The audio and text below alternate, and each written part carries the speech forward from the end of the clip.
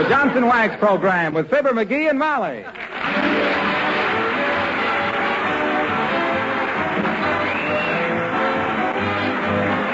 The makers of Johnson's Wax for home and industry present Fibber McGee and Molly, written by Don Quinn and Phil Leslie, with music by the King's Men and Billy Mills Orchestra.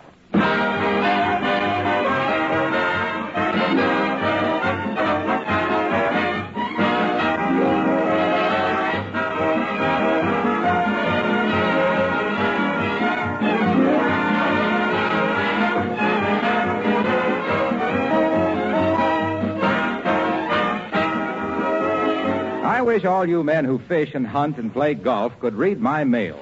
You'd find quite often letters like this one just recently arrived. I've been fishing quite a bit, this wise man writes, and I've noticed that water cracks and warps the rods. I've tried Johnson's Wax on them, and I've had straight, smooth, reliable rods ever since. The wax preserves and polishes them to perfection.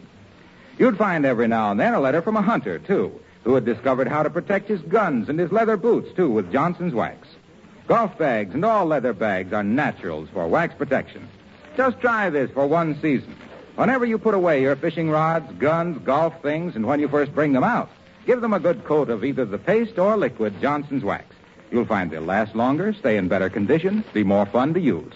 This goes for other equipment, too. Tennis rackets, baseball gloves and bats, bowling shoes, leather boots, and jackets.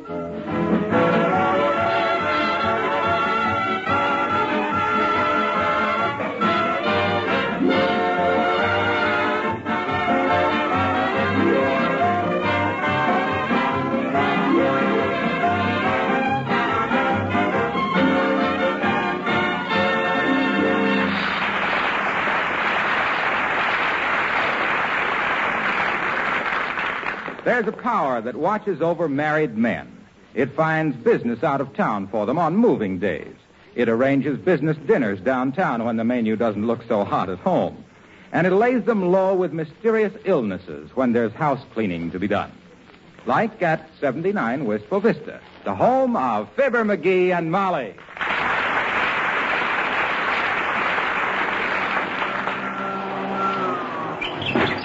Be careful moving that piano, Molly. I think that's how I hurt my side. Oh. Why, you hadn't laid a hand on the piano when you started to complain. I hadn't. I hadn't? Well, I must have twisted a ligament or something when I reached for it. Oh, I think I got a busted rib. Here, let Mother slip another pillow behind you. Easy now. Oh, be careful now. No kidding, Molly. I think it's a rib. I think it is, too. Huh? Which side did you say it was? Left side. I thought a minute ago it was the right side. Well, it is my right side, but it's on the left as you face me. Oh. Oh. Well, now you better lie still on the Davenport while I call Dr. Gamble. No. Don't do that. Why not? If you're too sick to help with the house cleaning, you're sick enough to have the doctor. Well, my gosh. That silly osteopath. He'll slap a $5 charge on my account before he hangs up the receiver. Oh, doggone it, this would have to happen the night I was going to go bowling with Wilcox. You'll do no bowling tonight, my love. Now lie still while I call the doctor. Okay. Tell the big sleeping pill for me that... Hello, Mrs. McGee. Hello, Alice. Come in, dear. I was just Hello, Alice. Oh, excuse me, Mr. McGee. I didn't know you were taking a nap in here. I thought that snoring was the vacuum cleaner. That snoring was the vacuum cleaner, Alice. And Mr. McGee is lying down because he thinks he has a broken rib. Oh. I'm sure I have, Alice. Got all the Simpsons. The word is symptoms, dearie, with the emphasis on the first syllable. Well, I won't bother you anymore. I just wanted to know if there were any phone calls for me. There was a lot of calls from the telegraph company, Alice. Hand me that list, Molly. All right. Thanks. Let's see.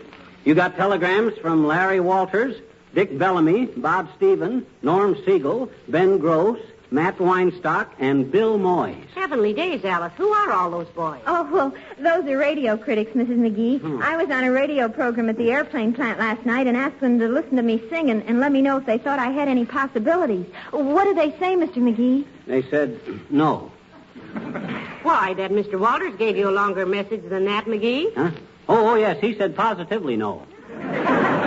Oh, well, do you think I should pay any attention to them, Mr. McGee? I wouldn't, Alice. The critics all panned my cousin when he started to sing on the air, too. And look at him now. What's he doing? He's the assistant manager of one of the biggest laundries in Kalamazoo. I didn't know you could sing, Alice. Let's hear something. All right. All or nothing. Oh, he feels too bad to listen to anybody sing, Mrs. McGee. I feel terrible. Oh! What? Is it a kind of a sharp stabbing pain in your side right over your vest pocket, Mr. McGee? Yes, it is, Alice. Well, does it hurt most when you bend forward? Yes. Does it give you a kind of a cold, drippy feeling? Yes. Then I'll bet I know what it is. You forgot to put the cap on your fountain pen and it's jabbing you. He hasn't got his coat or vest on, Alice, and he rarely clips his fountain pen to his bare skin. Well, I just was thinking there's usually some simple explanation for things like that. Like the time my brother thought his leg was broken after he went skiing. And what was the simple explanation of that, Alice? His leg was broken. Well, take care of yourself, Mr. McGee.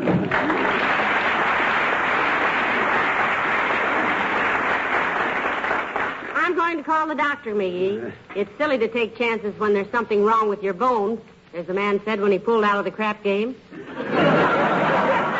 Well, you tell him for me that I... Hello, operator. Give me Wistful Vista 15067 days. Is that you, Myrtle? Oh, for the... Well, ask her how's every little thing, Molly. How's every little thing, Myrtle? Now you say, it is, eh? It is, eh? That's right. Yes, Myrtle. They are getting awfully hard to get. And you have to go so easy on them when you do get them. What, Myrtle? Well, have you tried rolling them? No, they won't come loose if you roll them real tightly. Listen to you. You never rolled a cigarette in your life. Quiet, dearie. We're talking about nylon. What's the, Myrtle? Oh, thank you. Hello, Dr. Gamble.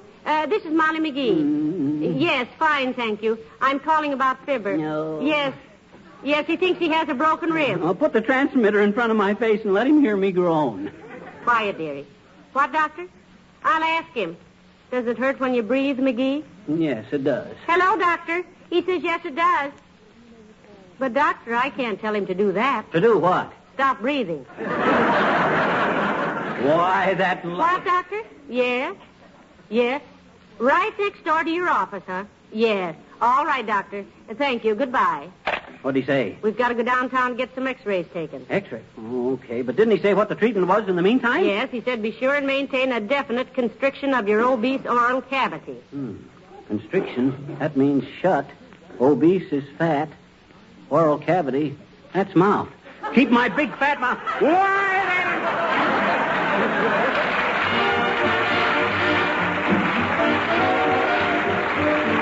Billy Mills and the orchestra, and It Had to Be You.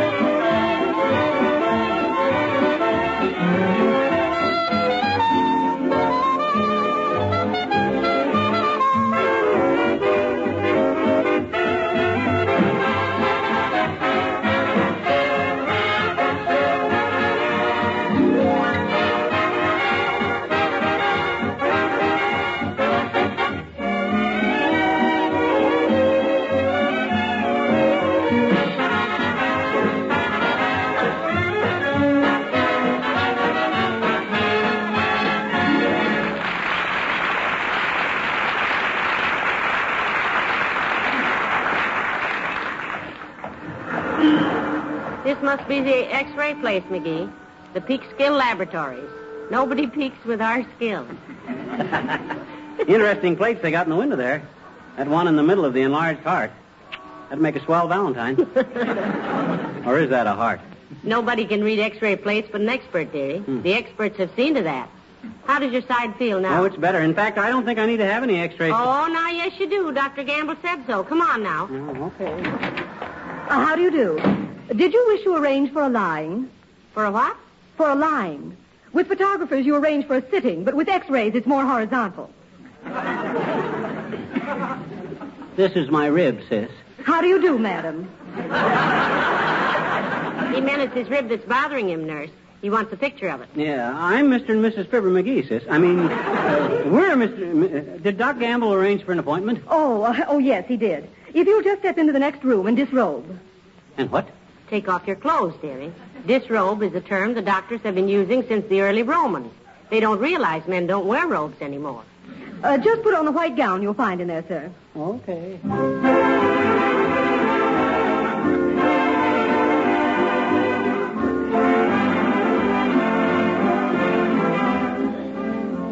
This is Mr. and Mrs. McGee, Doctor. Dr. Gamble arranged for his appointment.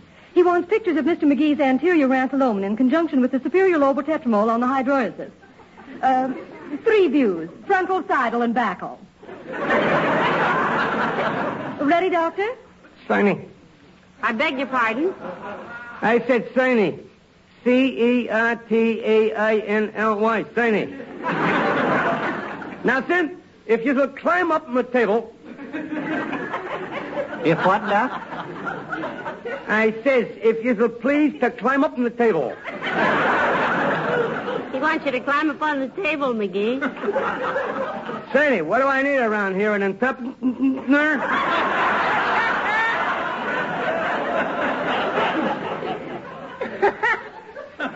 How do you want me to lie on the table, Doc?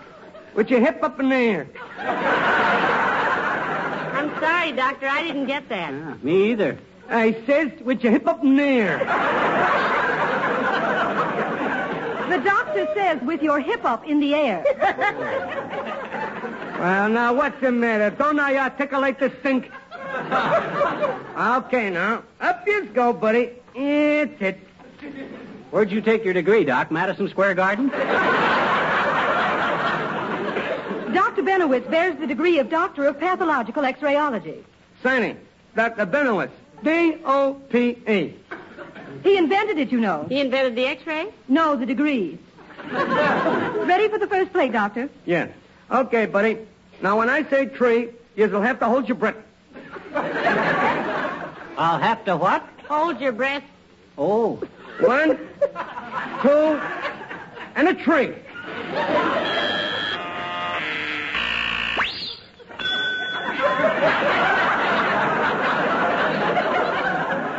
My, we've come a long way since silent pictures, haven't we?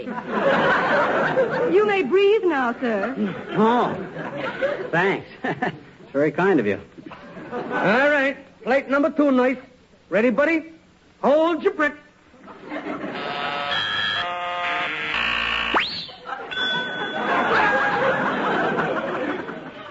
How many more pictures are you going to take, Doc?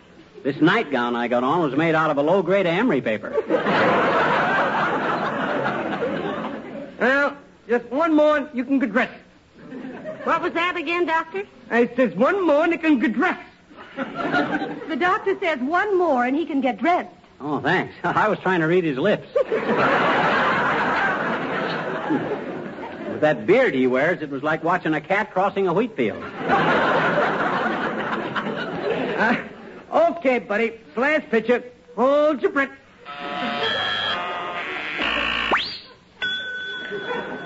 Okay, buddy. You can get dressed. How do you want to bill me for this? Through Doc Gamble? Might swell. If it does, I'll put some adhesive on it, huh? No, madam. He said he might as well. Oh, that. Oh. Well, much obliged, Doc. It's okay. Please do omit you. Come in anytime you feel run down, like by a taxi cab or something.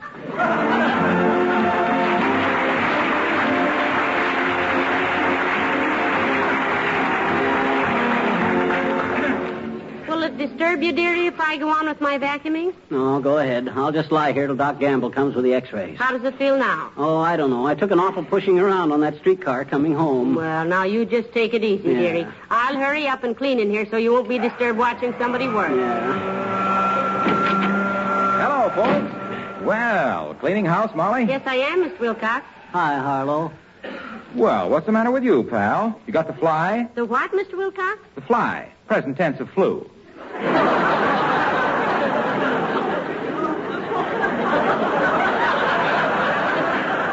You know, fly, flew, flown. Scrim. What was that? That's the present tense of scram. Scrim, scram, scrum. Beat it. I'm sick. Now, McGee, don't be rude. Oh, that's okay, Molly. I just dropped in to see if he was going bowling with me tonight. I can't make it, Junior. Worst thing I could do. I got a busted rib, I think. No kidding. A broken rib. Are you sure? Well, we're not sure yet, Mr. Wilcox. Dr. Gamble is bringing the x-rays over in a few minutes. Gee, this is tough. The night of the big bowling tournament, too. Women's team against the men. How on earth do women get time to bowl these days? Oh! What's the matter, pal? Your rib hurt? No, but Molly's question did. You know better than ask Wilcox how women find time for things, Molly. Well, my goodness. It's a very good question. You've got a very good answer. Yes. Because every woman who uses Johnson's self-polishing glow coat saves so much time and work in her housekeeping that she'd have time to take up 6-day bike racing if she wanted to. I got a TL for you, Waxy. What is it, McGee? I heard somebody say that Harlow Wilcox was always on the level. Well, gee. Thanks, pal. Yeah, they said you always had your feet on the ground and your mind on the linoleum. Well, anyway, that's the one reason why women have so much spare time. They just pour out little Johnson's self-polishing glow coat, spread it around the linoleum, wait 20 minutes or less for it to dry to a handsome, glittering finish, and zingo, off to the bowling alley. I'd like to listen to him broadcast the tournament, Junior, but my radio's on the bum. Been trying to buy a new one all week. You have? Mm-hmm. Well, now, if that isn't a coincidence. What's a coincidence? Why, you're on the market for a radio, and Johnson's are on the radio for a market. I'll wire them right away. So long, kid. Goodbye. Oh, dear, oh, dear, oh, dear. Oh, Mr. Wilcox is so intelligent, isn't he? Oh, sure. Smart from the day he was born. Dry behind the ears in 20 minutes or less. Well, I better get on with my cleaning. I wish you were well enough to help me roll up the rug. Oh, my side. Oh, my. Oh, you poor lad. Can I get you something? Yes, please. What, dearie? Water? Aspirin? Spirits of ammonia? A cigar. Oh. Here you are. And here's a match. Strike it for me, will you? Why, certainly. You want Mother to take the first few puffs and get it going for you? You mustn't tax your strength, you know. Not that you'd be very high in the bracket. I'll be all right. Don't worry about me. You go ahead and vacuum this. This must be the doctor. Come in. Hello, my dear. And where is little Bosco, the bedridden bundle of baloney? I'm right here, you big belly thumper. And be a little more respectful to your patients. Who pays your bills? About 1 in 20 at a rough estimate. Did you get the x-rays, doctor? Yes, I did. I just met the messenger outside. I'd have been here sooner, but I stopped a minute to talk to Mrs. Wimple. Not Mrs. Wallace Wimple. Not Mrs. Wallace Wimple. Not Sweetie Face. Yes, and she said Wallace would be home on leave next week. Oh, my. It'll be nice to see Mr. Wimple again. Yes, imagine that guy in the Navy. He's probably the crew of the captain's gag. That's gig. With Wimple, it'd be a gag. Now, never mind the wit and humor, boys. Let's look at those x-rays. Oh, here they are, Molly. Let me see. How do they look, Doc? Doctor, please. Is it anything serious? Oh, my gosh. What is it, Doc? What is it? If you didn't photograph any better than this in heavenly days, McGee, RKO drop your option like a red-hot anvil. What do they show, Doctor? Has he really got a broken Let rib? me see, Doc. Let me see what... Lie down there, you little bean brain. You're a very sick man. He is? I am? Well, look at this picture, Molly. Now, look, you see this light line in the mid-axillary area here? And here? 2 broken ribs. 2 of them. Oh. See this here? Displaced cervical vertebra. Oh. You see this line here? Fracture the humerus. Heavenly day. Am I going to live, Doc? Oh, you'll live all right, but you won't be very happy for a while. The way you'll be strapped up, nobody can open you till Christmas. Now, don't move, you hear me? Lie still. I'll run over to Kramer's drugstore and get some tape and some splints. Keep him quiet, Molly. Oh, you poor boy. And I didn't believe... Oh, shame on me. You heard what he said, Molly. I fractured my humerus. I'll never be funny again.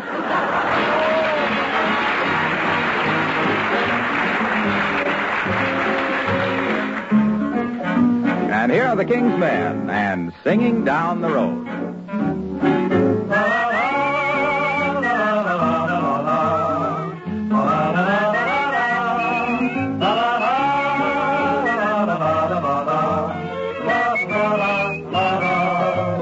There's nothing like the morning feeling fresh as a dew when you're going where there's taters to behold.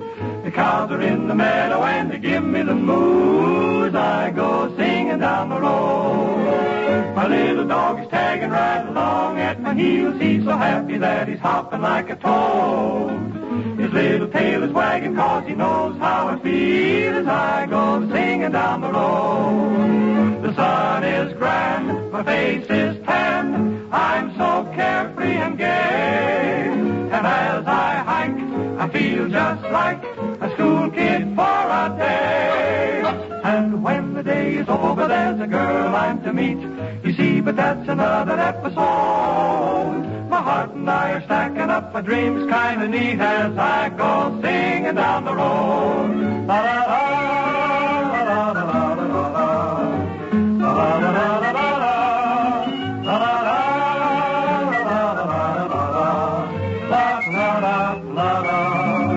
That sun is grand, my face is tan, and I'm so carefree and gay. And as I hike, I feel just like a school kid for a day. So when the day is over, there's a girl I'm to meet. You see, but that's another episode. My heart and I are stacking up my dreams.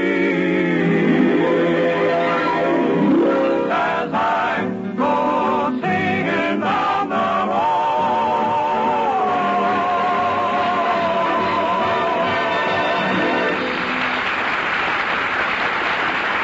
At a time, Bo. Oh, am I sick? I hurt all over. My ribs, my vertebrae, my humerus. Now, take it easy, dearie. The doctor will be back in a minute. Oh, my gosh, he's had time to walk to Mexico City by this time. He's only been gone 4 minutes. Can I get you anything, dearie? Yes, I'm hungry. Well, I'll see if Beulah will make you some nice beef broth. What's nice about beef broth? Tell her to fry me an egg sandwich and open me a bottle of root beer. I'll see what she has. Oh, Beulah! Beulah! Who's that belling for Beulah? Oh. Well, for goodness sake, Miss McGee, is you sick again? Yes, he is. Very sick. He's got a lot of broken bones. Don't jar the Davenport, Beulah. I'll come apart like a jigsaw puzzle. Oh, you poor man. Did Dr. Gamble give you a hypo, sir? No, he didn't, Beulah. What makes you think he needs one? And I'm just going by what people been saying, man. I tell them about how sick Miss McGee always get around house cleaning time, and they say somebody ought to give that little Conrack a hypo. What do they mean? I'm a hypochondriac? You can't laugh off 2 busted ribs, a fractured humerus, and a dislocated vertigo. Can you whip up some strong tea and a thin sandwich, Beulah? We've got to keep your strength up, you know. Yes, I'm glad to do anything I can, ma'am. I could even carry him upstairs to bed if the doctor deem it necessary. If he what? If he deem it necessary. Deem, that means consider, sir.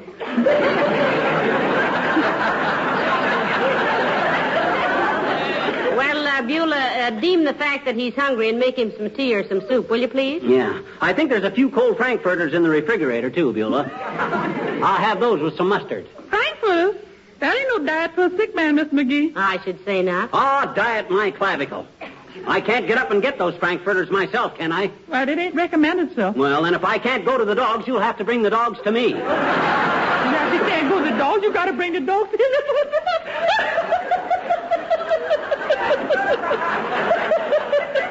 Love that poor sick man.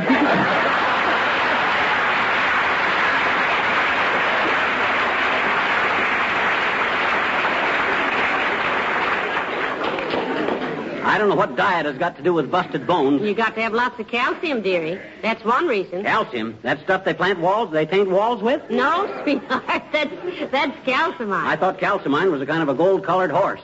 You're thinking of a palomino. I am not no such a thing. A palomino is a show where they do funny stuff without talking. No, that's a pantomime. Pantomimes are baggy pants, knickerbickers. The word is knickerbockers, and they're called pantaloons. Well, then what in... Oh, thank goodness. We never would have gotten out of that one. Come in. Did you get the stuff, Doc? How long will I be strapped up? I don't know. Sit up. Oh, I don't know if I can. Well, try, dearie. The doctor knows best. Sit up, you little faker. Want to make a brief examination. Well, okay, but you... Quiet. Now then, you hurt here? No, but I... Here? No, but... Hurt here? A little bit. Clap your hands over your head. Did that hurt? Should it have? Did it! Well, no, but you... Touch your toes with your fingers. This I shall have to see. I can't quite reach, Doc, but hey, what's this all about anyway? It's all about nothing. I took another look at those x-rays while I was at the drugstore. Those are x-rays of somebody else. They sent you the wrong ones. Oh, my gosh, you mean there isn't anything? But how about the ones they took of him, Doctor? Yeah. I called the x-ray laboratory, and his x-rays showed nothing wrong. Get up, McGee. You're as healthy as you've ever been in your life.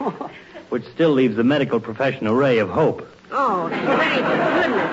Oh, McGee, I'm so glad. You're glad? My gosh, now I can go bowling with Wilcox. Where's my bowling shoes? Get my bowling ball. Where's my hat? McGee, look out for the vacuum cleaner. Cheers. Stumble, bum.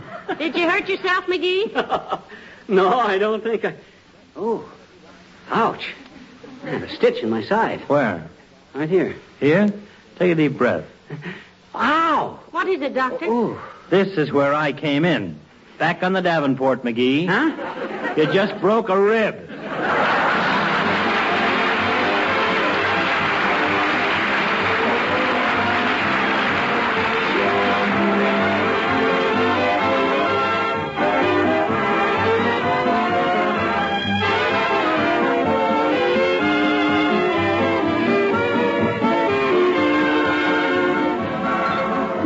No one likes to do jobs that aren't necessary, least of all now when everybody has to do his or her war work.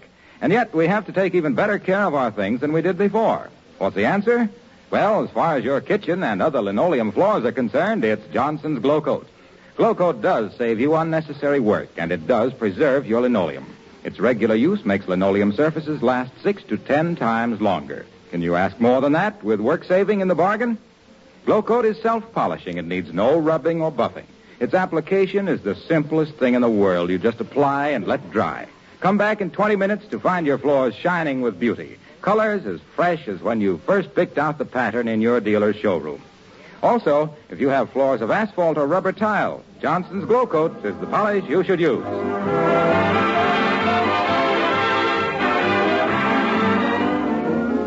Okay, buddy. Now, if you'll hold your breath, this is the last pitch it. Shoot, Bud.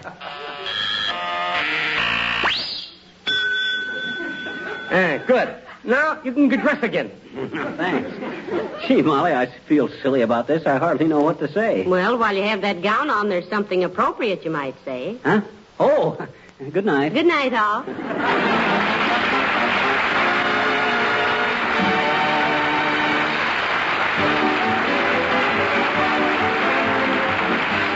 This is Harlow Wilcox, speaking for the makers of Johnson Wax Finishes for home and industry, inviting you to be with us again next Tuesday night. Good night.